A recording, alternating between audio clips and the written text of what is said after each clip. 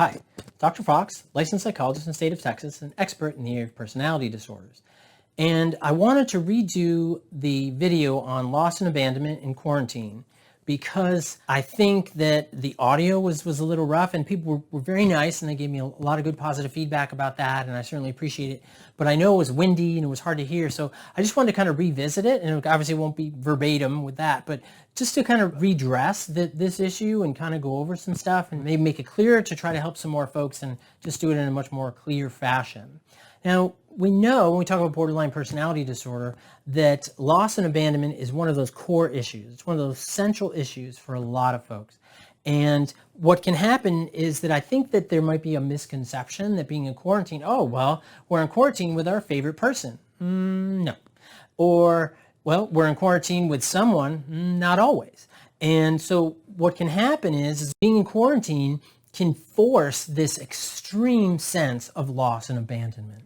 And I think people that, either have borderline personality disorder or that have borderline traits can really, really struggle with this.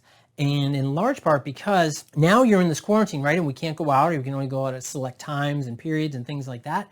And then even when things start to open up, is it a healthy choice to go out? Should we be going out? Just because you can doesn't mean that we should, right?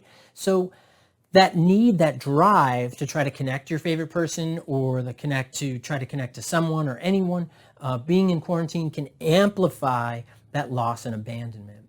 And it's important to recognize that if your core content is loss and abandonment, that can also lead to emptiness as well. And when you experience this, what are those maladaptive patterns that you engage in? And it's real tricky because a lot of folks that are along that borderline spectrum, the maladaptive pattern, sometimes it's isolation. So you think, oh, well, quarantine, that's isolation. Well, that's great.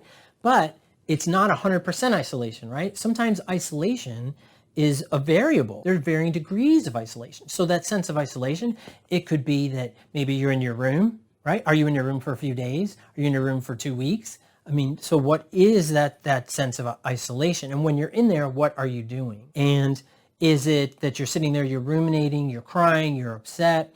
Some people engage in non-suicidal self-injury, which is they cut themselves, hurt themselves, things like that. So what are those factors? What are those components, those maladaptive patterns that you're experiencing, right? That's triggered from that loss and abandonment. Well, I'm going to talk about a strategy that you can use that can help you to have a sense of connection. A lot of folks along the borderline spectrum, when they're not with others, when they're not with people that they feel connected to, a lot of them feel invisible. A lot of them feel hollow, empty. And that's very common. Just know that if you do feel that way and it's associated with loss and abandonment, or you feel that way, whatever your core content is, you're not alone in experiencing that a lot of individuals do feel that way, particularly, those that are on the borderline spectrum. It's very common to have that experience.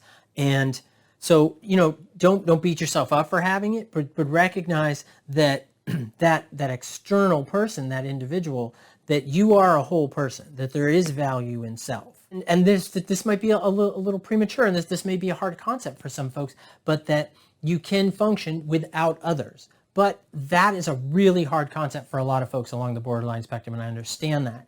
And that takes us to sort of talking about and discussing what can you do, right? What can you do to manage that loss and abandonment? Well, what you can do is find a transitional object. And a transitional object can be anything that you put value in. Sometimes it's a stuffed animal. Sometimes it's a security blanket. Whatever it is that make you feel connected to that other. Now, some folks have written me since the first video, and they said, well, my favorite person, or the person who helps to lessen my sense of loss and abandonment, that they're in another part of the world or another part of the country or wherever it may be.